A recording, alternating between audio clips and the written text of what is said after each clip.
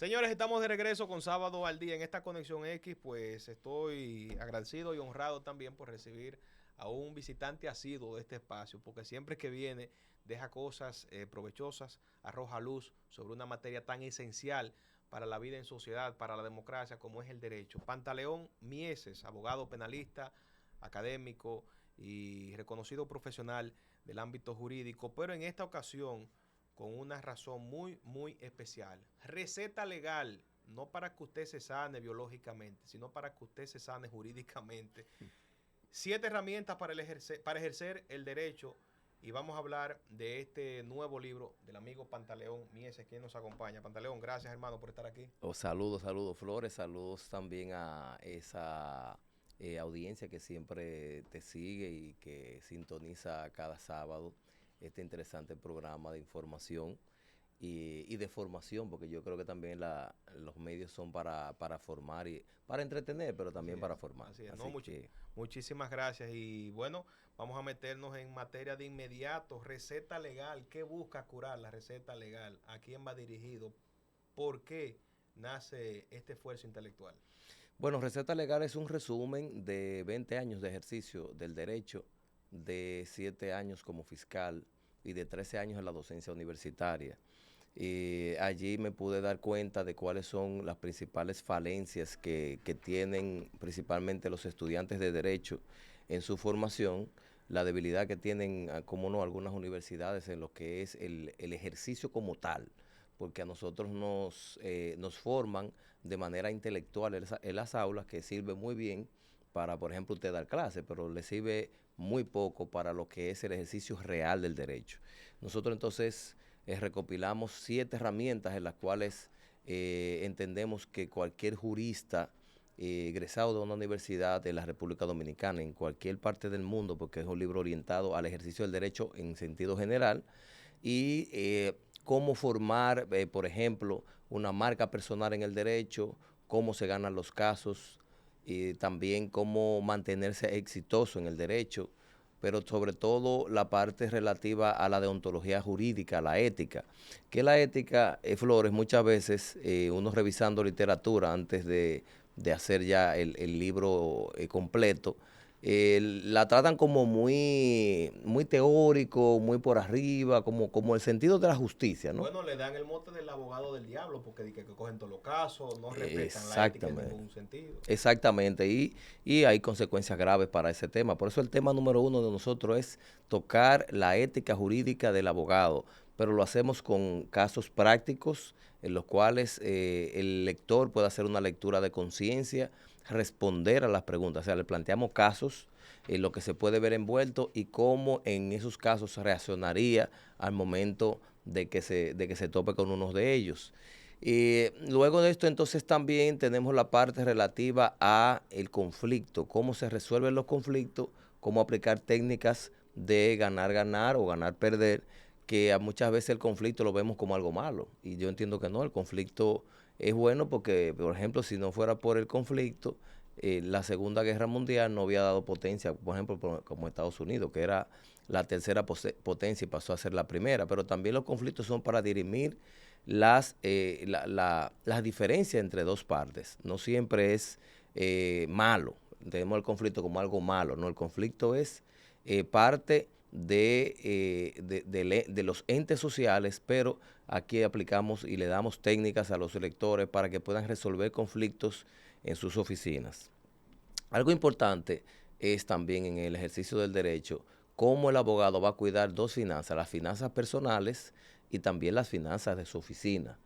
Muchas veces el abogado es un ente económico importante, que de hecho hago una anécdota en el libro en El caso donde millonario. el caso millonario o la persona que cuando los estudiantes se están presentando en las primeras clases, nadie dice yo estoy estudiando derecho porque yo pienso vivir de esto, porque entiendo que voy a tener buenos ingresos. O sea, nadie dice eso. La gente dice, no, porque me gusta la justicia, porque mi papá fue juez, pero nadie se sinceriza y por eso Hipócrita, coño. claro, mucho la falencia de que después entonces dicen, pero que yo no sabía que esto era así.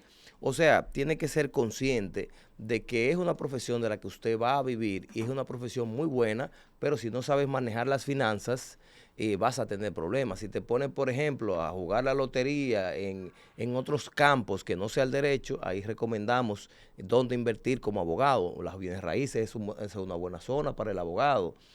También en tu propia oficina es una buena forma. Hacer préstamos es una buena forma. Es decir, el abogado se tiene que meter en sus rediles, lo que él conoce. Muchas veces le plantean negocios raros y usted, por la falta de experiencia y además por el flujo de dinero que entra y sale, si no sabe manejar esa finanza, hemos visto muchos casos de abogados que luego entonces están pidiendo una pensión del gobierno diciendo que la cosa está mala, es que usted no ha sabido manejar sus finanzas. Tú sabes que me gusta en lo que tienes hablando aquí, que has sido muy puntual y has estado utilizando un lenguaje que parece que va dirigido también a un ingeniero, a un arquitecto, a un agrimensor. Me gusta ese tipo de lenguaje. Además, en el volumen del libro, usted se da cuenta que esto es vamos al grano. Sí, sí, Esto no sí. anda con mucho rodeo. Tengo unos amigos, y tú también, que te hacen unos tomos voluminosos y te Sí. llenan medio libro de citas. De Y cita. entonces de encima el contenido De cita, de lo que dice la de ley, lo que la dice ley la copiada. ley confiada. No, no, no. Nosotros vamos directo a la práctica porque, de hecho, para nosotros hacer el libro, nosotros buscamos literatura relacionada y encontramos muy poca literatura relacionada al ejercicio del derecho como tal. Pero veo que te amparas más en la experiencia y en la práctica como tal, que yo creo que es lo que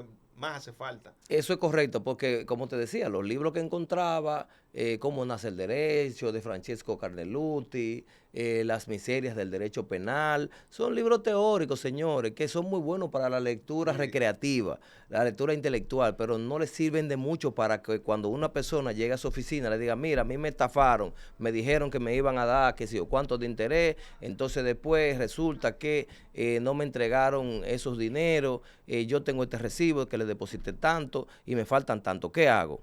Ahí se trancó porque ahí no le sirvió de nada. El arma de la toga no te sirvió para nada, no te sirvió para nada Francesco Caledruti, porque el derecho en la práctica es razonamiento lógico, con ayuda obviamente de lo que dice la ley, pero falta una orientación práctica en relación al derecho, que es el dolor, como uno le dice en materia de lectoría, el dolor de los lectores que yo pude captar, como le decía, durante 20 años ejerciendo el derecho, y en los 7 años como fiscal y 13 como catedrático universitario, es que las personas salen crudas al ejercicio, pero también hay otros no ejercientes, como yo le digo. Es decir, señores, para que tengamos una idea, solo un 15% de los estudiantes de derecho llegan a ejercer el derecho. El 85% de los abogados no ejerce. Y uno se da cuenta de la misma práctica. Claro. Yo veo a la misma gente en los palacios, tú no ves a la misma gente, Flores. Así es, y para allá vamos ahorita, porque con la comunicación se da lo mismo. Tú tienes mucha gente que estudia la comunicación por decir que tiene un título. Parece que pasa lo mismo Sí, con el caso sí, del derecho. sí, sí. Como no tiene mucha matemática, vamos a hacer derecho, vamos a hacer comunicación social, pero Educación a veces, también exacto, educación, pero pagan muy bien en educación ahora. Pero lo cierto Sí. es que la práctica toma un valor esencial, como tú resaltas. Yo recuerdo tomando la materia de Historia Social Dominicana. En ese entonces estaba yo, muchacho, metido en libros de filosofía, historia, y apréndete la fecha del tercer viaje de Colón. Y que qué día fue que regresó Neil Armstrong de la luna.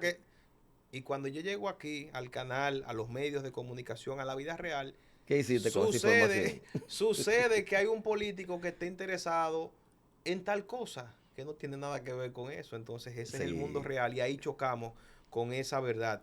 Mira, hay un punto interesante aquí que veo y es el todólogo. A diferencia del académico, dice, el todólogo está en todas partes. Es licenciado en Derecho, pero también es político, académico, periodista y tiene otras ocupaciones. ¿A qué se refiere el todólogo? El todólogo, nosotros identificamos 3 o 4 tipologías de abogados que identificamos que no ejercen el derecho y decimos por qué no lo ejercen y cómo mejorar eso. El todólogo, asimismo, es la persona que quiere ser abogado, periodista, político, emprendedor, economista. Y recuerdo mucho que un amigo me decía que quería ser abogado, que quería ejercer de manera activa como yo lo hago. Y entonces yo le decía, bueno, hermano, mira, te voy a decir la verdad.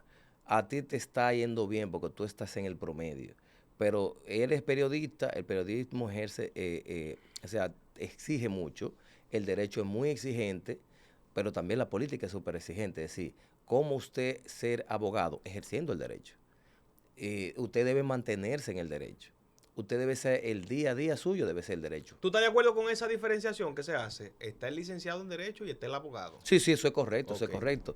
Y el 100% son licenciados, pero como decíamos, solo el 15% es abogado. Porque ese por ciento, que es el 85%, no ejerce la carrera de Derecho. Pero también hay otras ramas que son los teóricos. Hay unos teóricos del derecho que recuerdo que en una entrevista que le hacía Alberto Binder, que vino aquí a Santo Domingo, y Alberto Binder, un intelectual argentino, y estaba explicando las miserias del derecho penal y el proceso penal, y le dijo a Alvarito, después de una hora hablando Binder solo, le dijo a Binder, doctor, ¿y cuál fue su última audiencia? Y Binder dijo, yo no recuerdo. O sea, no es ese, son teóricos del derecho. No resuelve, y señor, el derecho es para resolver problemas sociales. Entonces, yo entiendo que también ese teórico puede ejercer el derecho, y hay algunas recomendaciones como el teórico puede ejercer el derecho, porque puede ejercerlo también. O sea, yo puedo escribir un libro y ejercer el derecho también. A mí de verdad que a veces me lleva a tragar saliva cuando me encuentro con algunos compañeros por ahí, algunas personas me dicen, colega, y digo, ¿cuándo fue la última nota que tú escribiste? ¿Cuándo fue el último relato que tú hiciste? Porque también nos enfrentamos a ese tema. Mira, en los 20 años de ejercicios que lleva y por los cuales ha resultado este libro, ¿tú has encontrado, Pantaleón, una clave para ganar casos? Sí, claro. Hay varias claves para ganar un caso. Le podía comentar que una de ellas es obviamente la preparación que incluye la disciplina y la organización de lo que vas a hacer. La disciplina le gana a la inteligencia. La disciplina tiene que ver con prepararte, preparar tu caso. Nosotros recomendamos que previo a tú tomar un caso, hagas una entrevista con el cliente para saber con cuáles herramientas vas a contar y cuáles vas a necesitar. Está también el tema de la información adecuada.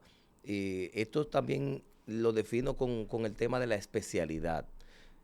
Hay todólogos de varias profesiones, pero también hay todólogos en el derecho, que saben derecho penal, derecho procesal penal, saben civil. Es bueno identificar tu especialidad. Incluso si tú eres especialista en derecho informático, en derecho electrónico, trata de profundizar sobre ese tema para que cuando una persona piense en un caso de derecho, de un caso de delito electrónico, diga, mira, el bueno en eso es Flores. Búscate a Flores, que Flores es un abogado, pero la especialidad de él es esa. Muchas veces nosotros queremos ser de una especialidad, pero nosotros, como ponemos en uno de los capítulos, el capítulo 4, tú no eliges a los clientes te eligen a ti. Puede ser que a ti te guste, por ejemplo, el derecho internacional privado. Hay gente que le gusta ese derecho. Yo recuerdo que muchos de los pasantes de la Universidad de Pocamaima, la mayoría cuando iban a hacer su pasantía en fiscalía, entonces la mayoría decía, yo le decía, ¿a qué rama tú te vas a dedicar del derecho? Y dice, mira, voy ahora a hacer una especialidad en derechos fundamentales, cuando no había ni código procesal penal. Yo voy a hacer una maestría ahora en derecho, en relaciones internacionales. Oh, pero qué bonito. Y entonces, pero tú tienes idea de hacer una carrera, tu papá es embajador. Va para la ONU o algo así. Va para la ONU, va para la OEA. No, que me gusta. Entonces ahí tú estás perdiendo el norte. Claro. Porque el derecho es de lo que tú vas a vivir. Y tienes que tomar una especialidad. Primero que el mercado esté requiriendo, porque tú vas a trabajar para el mercado. Tú no trabajas para ti mismo. Tiene que ser una especialidad que se esté demandando. Por ejemplo, aquí, y es una cifra lamentable, la causa número 1 de muerte en la República Dominicana son los accidentes de tránsito. Entonces, ahí hay, lamentablemente, un nicho para un abogado. Claro. Yo me dedico, una gente que diga, pues yo me voy a dedicar a estudiar la ley de tránsito y nada más voy a tomar casos de tránsito. Va a tener trabajo todos los días. Claro. Porque la incidencia del tránsito en la República Dominicana es la cifra más alta en cualquier área que tú la revises. De salud, o sea, es la más alta. Es decir, tú tienes que identificar qué el mercado quiere con lo que tú sabes. Tú sabes que me río sobre el tema de la remuneración en las especialidades, porque ya después de los 30 y con 2 crías, como en mi caso, tú no puedes hacer cosas para decir que tengo un diploma. A la gente la gente tiene un afán porque el que estudió periodismo tiene que estudiar derecho. Y digo, señores, Sí, si yo no voy a salir a ganarme mi cuarto para el Palacio de Justicia, yo no voy a estudiar derecho, eso es si correcto. yo no voy a ejercerlo sencillamente para decir que tengo un complemento académico. Porque eso es inviable después que usted tiene responsabilidad, después que usted tiene familia. Porque además de que se necesita la remuneración, es una inversión de tiempo, de esfuerzo, de Claro, energía. claro, de dinero. Y Hay que entiendo pagar. perfectamente ese punto. Ahora, Pantaleón, vemos abogados que se ven, digamos, presentables, que tienen buena imagen, tienen buen discurso y toman casos sonoros que les dan mucha reputación. Pero hemos escuchado, él hace mucho abulla, pero si tú lo analizas jurídicamente, él no tiene nada. Sí. Realmente en el derecho, la mitad del pleito también es la boca, es la imagen. Sí, claro, claro. Ahí nosotros también tocamos el tema de la imagen. El tema de la imagen es muy importante, sobre todo porque tú eres lo que tú proyectas. Tú no puedes vender éxito si tú no has sido exitoso. Hay gente que dice, yo nunca he quebrado. Bueno, pero que usted nunca ha administrado tampoco. Sí. Entonces así nadie va a Yo quebrar. nunca perdí un caso. Yo nunca he perdido un caso. ¿Cuánto tú llevas? Fulano, todos los casos que sube, pierde. O fulano, todos los casos que lleva, pierde. Sí, pero fulano lleva más de 200 casos y tú llevas 5. Por proporción, él tiene que perder más casos que Claro. tú, pero lleva más casos que tú. Entonces, sí, la marca personal es un área importante en el derecho. La marca, la proyección es muy importante en el derecho. Y cómo la gente te percibe. Las redes sociales, obviamente, son un complemento para los abogados, para mercadearse. Pero también hay que complementar esa imagen con la realidad. Esa imagen con la realidad significa que, nuevamente, debes estar preparado, debes tener una disciplina en relación al derecho y, como dice la última parte del libro, hay que mantenerse exitoso. O sea, una cosa es tú tener un caso de éxito. Es como cuando hay artistas que nada más han pegado un solo tema en su vida y más nunca han sonado. Entonces, no solo es llegar a la meta, y así yo veo el éxito yo lo veo como un estado, como la felicidad. Exitoso, bien, pero eso es como la felicidad, que tú no estás feliz todo el tiempo. Claro. Eso tiene un momento de felicidad. El éxito es llegar a una meta y estar pensando en la próxima. Esto es una receta legal, como bien me dijiste fuera del aire, para todas las ramas del derecho. Pero, según lo que percibo... De derecho hay profesiones, porque ahorita no te comenté. No, porque hemos hablado Que sí, algunas amigos que ya desde el 18 de noviembre del año pasado, que fueron a la puesta de circulación, no eran abogados. Y han leído el libro y me dicen, no, yo vi a mi esposa leyéndolo y ahora lo compré yo para mí porque me gustan las recomendaciones que das y no son abogados. Por eso te digo, el libro está genial para cualquier rama, para cualquier profesional, porque está explicado de una forma muy, muy llana. Y lo que veo, lo que he visto así, a grosso modo, me parece interesante para cualquier profesional. Pareciera, desde mi percepción, que los casos de drogas y los casos de muertes, entiéndase, crímenes, son los que más catapultan mediáticamente al abogado. ¿Eso es así o no? Bueno, sí y no, porque lo que pasa con esos casos es que son casos públicos. Los casos que son públicos generalmente generan fama, y no necesariamente dinero, pero fama en Pero no principio. le sube los Sí. bonos al abogado. Le sube los bonos al abogado. Pero fíjate, nosotros ponemos ejemplos de casi 5 o 6 casos que no son del área penal, por ejemplo, y son casos que han catapultado a los abogados. Por ejemplo, el divorcio de el dueño de Sara, Jeff Bezos, que pasó de ser el hombre más rico del mundo, después del divorcio pasó como al puesto 3, porque la mujer tocó la mitad. Ese divorcio es el divorcio del siglo, y lo llevó un abogado, y lo llevó a una oficina. Esa oficina se hizo famosa con un caso civil. Claro. Lo mismo ocurre, por ejemplo, con las demandas que son de tipo colectiva. En Estados Unidos han ocurrido unos casos donde hay unas demandas colectivas, por ejemplo, por daños medioambientales, que han sido casos exitosos en esa área. Quizás nosotros, obviamente, que los primeros casos que yo te puedo decir que fueron los más trascendentes en materia penal, fueron los llamados casos Obeida, que por primera vez se empezó a cobrar muy bien por casos, pero después vinieron los casos bancarios. Ay, sí. Y esos casos bancarios, Bueno, y más recientemente, por ejemplo, la venta de los Tres Brazos, los terrenos de los Tres sí, Brazos. un escándalo. Aquí en Puerto Plata tenemos un escándalo también con unos terrenos también en Punta Rusia, Bahía de las Bahía Águilas, de las que Águilas. se recuperaron unas tierras del Estado que ahora se están desarrollando turísticamente. Es decir, que muchas veces nos enfocamos en las materias más graves, que son obviamente el homicidio, siempre va a ser un caso Es lo que más apela a la emotividad también. más emotivo, el tema del narcotráfico, que de hecho hay que decir también que después de tránsito los casos más frecuentes son de droga. Sí, Aunque no grandes, pero sí frecuencia. claro. Los casos más frecuentes, cuando nosotros estábamos en Fiscalía de Santiago, los casos más frecuentes eran primero robo, segundo narcotráfico y tercero violencia de género, que ha A ve- aumentado mucho también. A 20 años de ejercicio, hay un caso que tú hoy digas, no lo habría tomado. No, ningún caso, ningún caso. Creo que, como dice el mismo decálogo del abogado, tú tienes que ser, estás con el cliente, estás con el caso hasta el momento que el cliente no sea digno de ti. Y no estarías con el caso hasta que el caso afecte tu salud mental, hasta que te altere tus emociones. Sí, claro, claro. Hay tipos de casos que, por ejemplo, tú te sincerizas con el proceso, con el cliente, que tú no te sientas cómodo. Cómodo no en el sentido de comodidad, sino, por ejemplo, que hay diferencia entre las estrategias que tú tienes como abogado y la estrategia que tiene tu cliente. Por ejemplo, hay casos sin resolver, que nosotros lo decimos ahí. Muchas veces la gente te lleva un caso que entiende que la va a resolver el derecho, que no resuelve el derecho. Hay unos casos, por ejemplo, de partición, donde todo está claro. Tú dices, ven acá, pero ¿qué pasa? Todo el mundo quiere partir. Ellos son hijos. Todos están de acuerdo. Ahí está la propiedad y no se ponen de acuerdo. O sea, ese tipo de casos realmente hacen perder mucho tiempo al abogado porque definitivamente, como en la investigación ocurre, ustedes han visto una serie que se llama Casos sin resolver, en el derecho a casos sin resolver, que te quita mucha energía y tiempo. Como dice el doctor House, realmente todos mentimos. Sí, yo entiendo que sí. La mentira, mira, lo que pasa es que la mayoría de gente no está preparada para la verdad. Hasta Jesucristo tuvo que hablar en parábola, porque si hablaba la verdad el primer día, no dura 3 días vivo.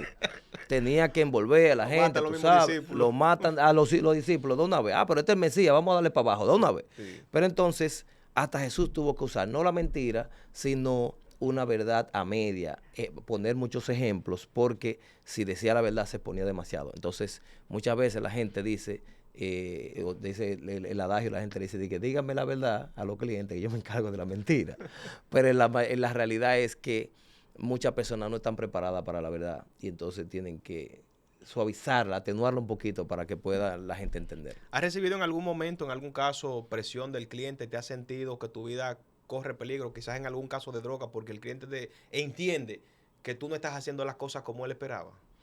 No, mira, los casos, para que tú veas cómo son las cosas, los casos de narcotráfico, los casos de crimen organizado, en cierta forma son menos peligrosos que, por ejemplo, los casos corporativos o los casos de divorcio o los casos de tierra, increíblemente, porque en ese ambiente no hay tanto interés como en los demás casos. O sea, en los casos de droga, narcotráfico, etcétera, en ese tipo de casos todo el mundo está claro. Ellos tienen sus códigos, ellos tienen sus reglas. A ti te están reglas. imputando de un hecho, estas son las pruebas y eso está muy claro.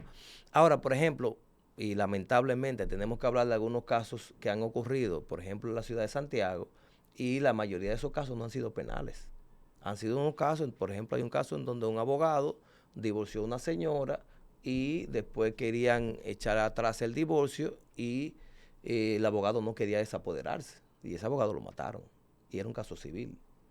Y los casos de tierra, ni te cuento, y los casos de sucesión y particiones son los peores. Porque la gente se mata, señores, literalmente por un pedazo de tierra. Finalmente, Pantaleón, wow, hemos tenido una conversación tan enriquecedora. ¿Existe el crimen perfecto? ¿Hay crímenes perfectos? No hay crímenes perfectos, pero hay malos investigadores. Hay malos investigadores. Por ejemplo, yo te puedo decir que el caso Jay Simpson no fue un crimen perfecto, pero fue una mala investigación. Aquí a nivel nacional, al plano nacional, porque fuiste fiscal también. Sí. Hay casos que tú dices, caramba, se hizo sí, se mal. había investigado, pero muchísimo, muchísimo. Para hacerte una anécdota así rápida, nosotros nos dimos cuenta en la Fiscalía de Santiago en un momento, en una administración, que por ejemplo, cuando ocurre un hecho, va una comisión al levantamiento del cadáver, a la escena. En esa escena se debe levantar las pruebas y el cadáver. Y esa comisión, cuando revisamos a como 10 o 15 casos, flojo, lo que nosotros ese caso está flojo, un homicidio, pero está flojo. Entonces, nos dimos cuenta que esa comisión no iba a la escena, sino que iba al levantamiento del cadáver. Es decir, una persona moría, lo llevaban a la morgue y esa comisión, en vez de ir a la escena, entonces iba y levantaba el cadáver y cerraba el caso. Pero además se violentaba todo en el área donde aconteció el crimen. Claro, porque ya cuando tú querías volver, ya fueron los curiosos, se llevaron los casquillos, era decir, mal investigado. No es que es un crimen perfecto, pero entonces fue una mala investigación y aquí nos dimos cuenta de eso que estaba ocurriendo. Se tiene que ir a la escena a hacer el levantamiento, ya el muerto está ahí, no se va a ir de ahí, usted puede tomarse su tiempo de hacer un buen levantamiento de escena. Receta legal, ¿cómo puede el público adquirirla para que des la información sobre eso?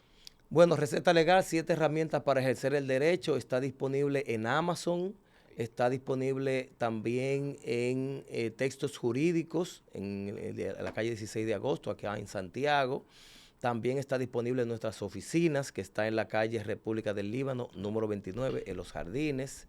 Y también en nuestro número de flota de WhatsApp, 809-839-6122. Receta Legal, 7 herramientas para ejercer el derecho. Bueno, gracias, hermano. Después tiene que hacer una receta para el matrimonio, que vi que está dando aniversario en estos días. Ah, sí, por 21 años 21 ya años. matrimonio. Sí, Gracias a mi esposa Briselli Mejía, que tiene que estarnos viendo. Gracias, hermano. A ustedes las gracias también. Café y paz.